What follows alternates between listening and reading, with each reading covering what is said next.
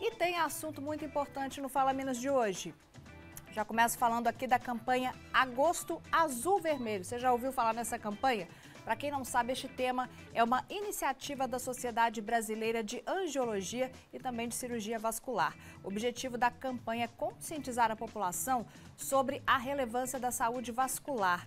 Este tema envolve a prevenção, diagnóstico e também tratamento de doenças venosas, arteriais e linfáticas. Para a gente falar sobre este assunto, sobre esta campanha, aqui comigo, o cirurgião vascular e angiologista, Dr. Danilo Cardinelli. Muito obrigado por estar aqui com a gente. Seja bem-vindo ao Fala Minas mais uma vez. Boa tarde, Graziela. Então, essa campanha ela é muito importante. Todo mundo tem medo de problema de circulação e com uma certa razão. São problemas muito comuns. Então, a gente vê muito por aí tromboses, varizes e até problemas mais graves, infartos e derrames. São todos problemas muito comuns na população. Então, esse mês serve para levantar aí a atenção para esse assunto, para as pessoas conseguirem tomar um cuidado de prevenção, para as pessoas conseguirem ir ao médico antes que as coisas aconteçam, que os problemas já se desdobrem e se agravem. Agora, é claro que todo mês a gente traz aqui várias campanhas, a gente vai sempre relacionando com cores, né? Agosto, inclusive, também é o agosto branco, a gente já falou aqui outro dia. Agora, por que as cores azul e vermelho? Então, Graziela, são as cores de circulação. As artérias são chamadas aí como vasos onde passa um sangue mais avermelhado e às vezes um sangue mais azulado. Então, lembra a circulação, azul e vermelho lembram as cores de sangue, de circulação. Agora, eu queria que você me falasse, como que a gente pode identificar aí as doenças vasculares, se puder me dar exemplos, que eu sei que tem alguns aí. Então, a gente divide os problemas circulatórios em basicamente problemas de artérias e problemas de veias. Os problemas arteriais realmente são mais graves, incluem aí muitas vezes desfechos ruins, o paciente às vezes perde a perna, tem problemas mais sérios. Mas os problemas venosos incluem principalmente as varizes, aqueles vasinhos chatos que incomodam os pacientes, são muito frequentes em consultório. Muita gente quer que a perna fique limpinha, principalmente pro verão que está chegando aí, né? Agora, no caso de varizes, muito comum em mulheres. Sim, na verdade a gente percebe varizes tanto em mulheres quanto em homens. Mas nas mulheres é mais frequente o aparecimento de varizes. Tem a ver com genética, histórico familiar e até mesmo outros fatores, gravidez, uso de hormônios. Tudo isso influencia para o aparecimento de varizes e vasinhos. Agora, você já falou em fatores, temos vários fatores aí que contribuem para estes problemas, Tem aí tabagismo, sedentarismo, você até citou aí, questão genética, questão familiar. Tem mais também, Tem mais problemas, mais fatores envolvidos. Sim, nós temos aí os culpados de sempre, que são a vida sedentária, o tabagismo, a alimentação errada, isso aí todo mundo conhece. E a gente tem alguns fatores que as pessoas às vezes desconhecem. Para a trombose, por exemplo, que assusta muito, as pessoas desconhecem que os fatores para a trombose. Trombose é muito comum em pós-cirurgias e às vezes as pessoas não estão cientes dos cuidados pós-operatórios. Tromboses são comuns em período de gravidez, às vezes a gestante está com sintomas e nem sabe que está com trombose, nem sabe que está no período de risco. O que seria um sintoma aí para a trombose? Trombose cursa muito com inchaço na perna, uma das pernas incha muito. Isso é um sintoma muito destacante. A paciente acorda e ela olha para as pernas, olha, a minha perna esquerda de repente está maior que a direita. Ou então com dores. Às vezes a trombose é mais superficial e fica um trajeto dolorido na pele. A paciente fala, olha, tem um vergão vermelho na minha perna, o que está acontecendo? Isso apareceu do nada. Então, esses sintomas chamam muita atenção, sabe? São sintomas iniciais para diagnóstico. Agora, é claro, a gente está aqui falando de fatores, mas também tem como prevenir, Ah, sim, a principal prevenção, por exemplo, que a gente estava comentando sobre trombose, seria a consciência de que existe a doença, de como é que ela funciona, a orientação muito importante. A paciente entender o que é a trombose, como que funciona, como é que apareceu aquilo ali, porque o tratamento na fase inicial é o que mais resolve a doença. Então, se a paciente, igual eu estava citando, a gestante acorda e percebe a perna inchada, se ela vai de imediato no médico, se ela inicia tratamento ali breve, aquela doença vai embora, não deixa sequela nenhuma, não complica nada. Mas se o paciente demora demais a procurar ajuda, muitas vezes a trombose pode se complicar com uma embolia, que é muito temida, e de vez em quando a gente vê alguém que morreu de embolia, a pessoa jovem, estava bem, outro dia aí um rapaz numa academia aí teve um quadro fatal. Então, esses quadros eles decorrem de uma evolução de uma doença que não foi vista. O paciente estava com um quadro, ele não se apercebeu daquilo, não conseguiu entender o que estava se passando e aí a doença se complicou. Então, conscientização é muito importante. Daí a ideia do mês azul e vermelho, para as pessoas saberem um pouco sobre a doença e prevenção passa por conscientização. Agora, essa campanha, né, para você, é claro que você está aí no meio, com certeza você ouve falar dela bastante, mas você acredita que falta o quê, né? Porque nem todo mundo às vezes tem acesso, essa campanha eu nunca ouvi falar, é uma coisa nova para a pessoa. O que é que você pode orientar aí para quem está em casa nos acompanhando? Então, saúde é sempre muito complexa, né? É difícil para a população entender sobre tudo, é um assunto muito restrito para quem é leigo. Mas todas essas campanhas de todas as sociedades que ocorrem durante o ano, a campanha de conscientização de câncer de mama, a campanha de próstata e também a campanha vascular, todas elas têm uma grande importância. Um pouquinho de conhecimento, às vezes, que é dado ali, isso já faz uma grande diferença para a população. Essa campanha é mais recente do que as outras, ela não é tão antiga. E agora que ela está ganhando um espacinho aí na mídia, mas, de fato, essas doenças são muito frequentes e, às vezes, muito graves. Então, como é muito frequente na população, é importante as pessoas saberem um pouquinho de cada coisa e terem uma noção, pelo menos inicial, de quando procurar o médico. Agora, você até citou, né? Muito comum, né, esse tipo de doença vascular pós uma cirurgia, né? Porque até tem aquela questão do uso daquela meia de compressão, não é isso? Assim, dependendo da cirurgia, claro, a pessoa fica mais quietinha, perna para cima, às vezes ela não vai conseguir andar muito. Tudo isso também colabora para prevenir uma possível trombose, por exemplo? Não, claro, a gente tem diversas medidas de prevenção que o médico pode passar. Realmente, o que você citou é interessante, a meia elástica ela tem um papel muito importante para prevenção em várias situações. A gente tem a famosa síndrome da classe econômica, né? É quando a pessoa vai viajar de avião e fica várias horas sentado na poltrona apertadinha, e aí depois de várias horas no avião, quando a pessoa chega no local que ela foi passear, a perna apresenta uma trombose após uma viagem. Então a meia ela é útil em várias situações de viagem, de pós-operatório, mesmo de tratamento de varizes. Nós temos hoje em dia medicamentos modernos, nós temos aí a rivaroxabana, que é muito conhecida aí como tratamento de trombose. Durante o Covid aí foi muito utilizado esse remédio. Realmente a Covid aumentou o índice de tromboses. Agora na dengue também apareceram muitos casos. Qual seria a relação Covid e dengue com trombose, por exemplo? Então, dentro dos outros fatores de risco de trombose, desidratação é importante, o paciente ficar acamado pela infecção é importante. Então, na dengue, por exemplo, as pessoas tiveram muitas dores articulares e acabaram ficando de cama. E se a pessoa tem um histórico genético de trombose, fica de cama, desidrata com a dengue, a chance de aparecer um episódio é muito maior. No caso, você até citou viagens, né? As pessoas, às vezes, aquelas viagens muito longas, viagens internacionais, ela já pode viajar com a meia, por exemplo, para prevenir? Sim. Mesmo não tendo histórico? Se a pessoa tem um histórico genético de trombose ou um histórico de varizes, mais importante ainda. Agora, é recomendável. A meia tem muitas indicações, até mesmo, por exemplo, funcionários até da área da saúde, a pessoa que trabalha de plantão, ela deveria usar uma meia elástica durante o plantão. Então, esses tratamentos, eles têm muita saída, eles têm muitas indicações. A pessoa às vezes trabalha muito tempo em pé ou muito tempo sentada. Sim, vai predispor varizes, vai predispor outros problemas circulatórios, a inchaços linfáticos. Muitas vezes a paciente está lá fazendo drenagem linfática, muitas sessões, a perna continua inchando, continua inchando. Inclusive, chegou uma pergunta para a gente aqui via nosso WhatsApp. Jesus, ele quer saber, né, se quem trabalha muito tempo sentado, né, como um motorista, por exemplo, se ele teria que usar essa meia. Tem toda a indicação do mundo. Tá? Às vezes a gente sabe que o período de adaptação é igual óculos. Óculos é difícil a pessoa se adaptar. Meia também no início é chatinho. Calor não é fácil, né? Sim, a gente tem esse problema. Mas as meias hoje em dia elas têm um tecido mais aberto, mais poroso, e aí as pessoas conseguem usar até mesmo no verão.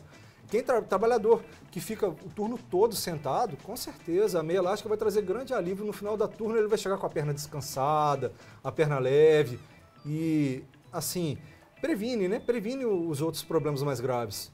Agora, a gente também tem aqui outras situações para prevenir doenças vasculares, ó.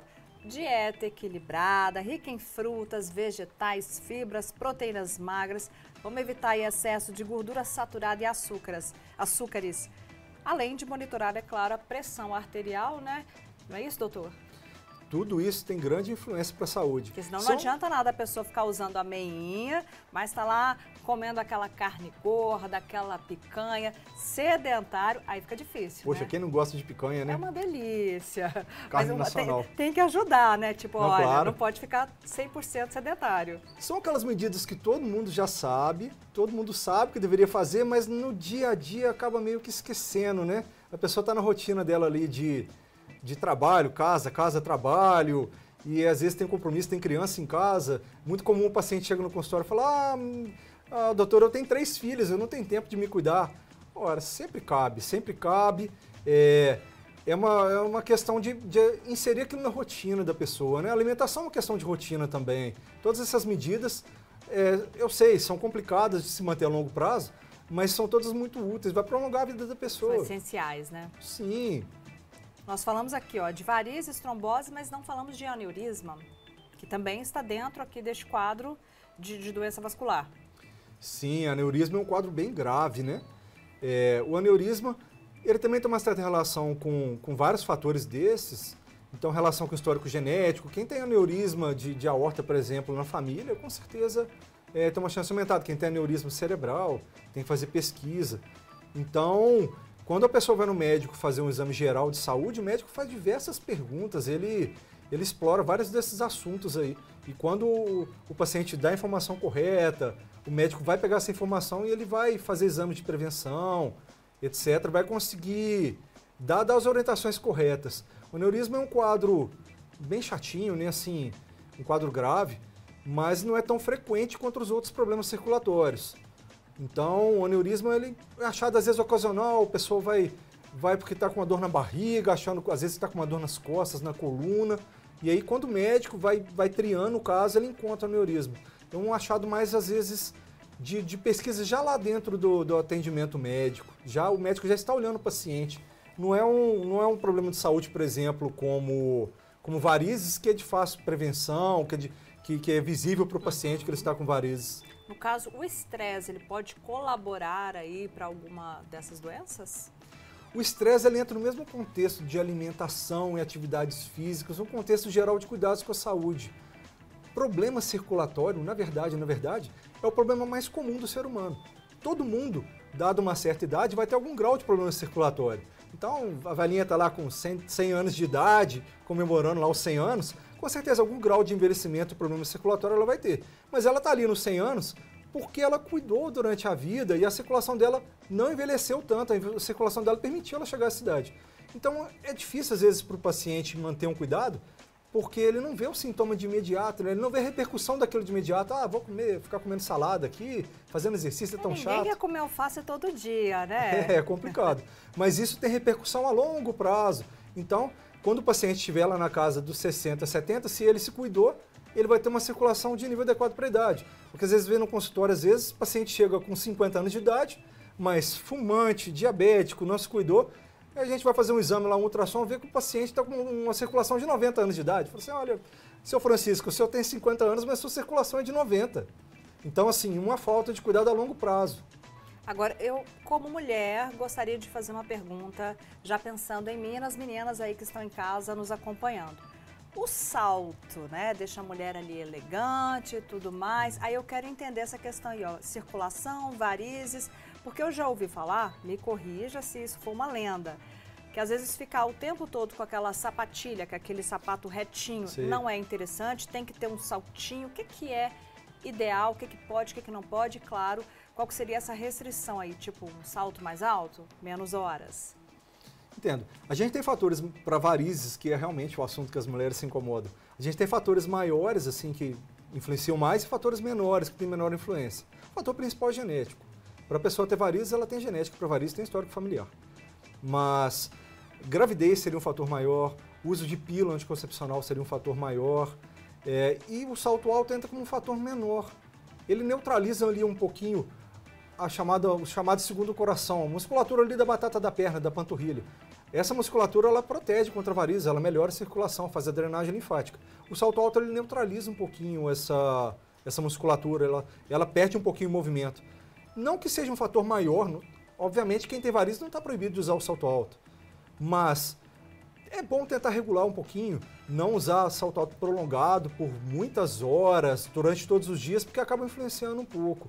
Mas, na verdade, o que eu daria como cuidado principal seria tratar precoce. Se a paciente já está com vasinho, já está com varizes, vai procurar o vascular, vai fazer um tratamento, aproveita que está no inverno, porque tratamento para varizes não pode tomar sol, mancha a pele. Tem todo esse cuidado, né? Sim, inverno é ótimo tratar vasinhos. São quantos dias aí sem sol, por exemplo? Olha, mês? seria recomendado pelo menos umas 3 semanas após uma manipulação de pele. Se o paciente vai fazer tratamento, seja de varizes, ou, por exemplo, vai fazer um peeling, um tratamento de dermatológico, um tratamento de pele, seria legal o paciente se afastar do sol. Então, esse período de inverno é legal para mexer com estética.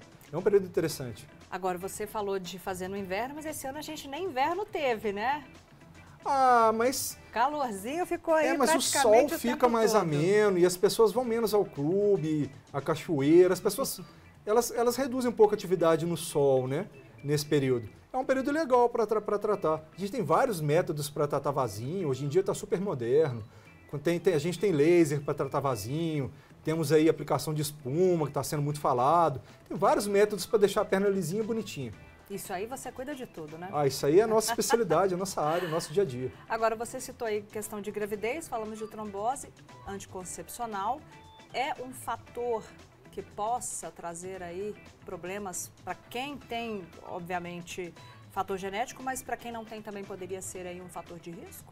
A gente tem uns protocolos que a gente segue, né? Então, se o paciente tem histórico pessoal de trombose, se ele já teve trombose, está contraindicado o uso de hormônio. Realmente aí não tem como. Mas o anticoncepcional ele é tão cômodo, né? Então ele entra muito no custo-benefício. Às vezes a paciente tem um grau mais baixo de varizes, tem só uma meia dúzia de vasinhos. Poxa, doutor, eu não quero engravidar, não quero colocar DIU. Ok, o anticoncepcional entra bem. A gente não vai restringir, não vai proibir o paciente de tomar um anticoncepcional, porque é muito cômodo, é um método muito fácil para evitar gravidez. Agora, se o paciente já tem alguns fatores a mais, aí cabe a orientações adicionais. As pessoas ficam com muito medo, vou tomar pílula e vou ter trombose. Não é uma verdade. Quantas mulheres tomam pílula? A maioria toma pílula e a gente não vê essa frequência toda. Mas se a paciente tem um perfil específico, a gente toma cuidados adicionais e às vezes sim. Se o paciente já tem trombose, já tem um histórico familiar muito forte, aí cabe um outro método. Lembrando, né? Nada de sedentarismo, é fazer atividade física, alimentação saudável para evitarmos estes problemas, né? Não, com certeza. E não só para a questão circulatória, né? O exercício vai produzir um bem-estar ali que não tem comparativo com mais nada. O paciente ele precisa soltar ali o corpo ali no exercício para ele ter bem-estar diário, corrigir depressão e vários outros problemas que podem aparecer. Para fazer um bem no geral para a saúde. Exercício é obrigatório, não tem jeito, gente. Mesmo que seja incômodo, que seja chato, alguma atividade física o paciente há de gostar. Vai comer aquele pastelzinho? Tem que lembrar da atividade, né, doutor?